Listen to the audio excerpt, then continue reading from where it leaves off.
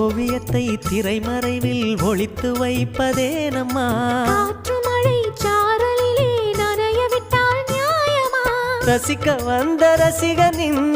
விழிகளை மூடாதே விழியை மூடும் போதிலும் விரல்களாலே தேடாதே சிலையில வீடு கட்டவா சேர்ந்து வசிக்க ஜன்னல் வச்ச ஜாக்கெட் போடவா தென்றல்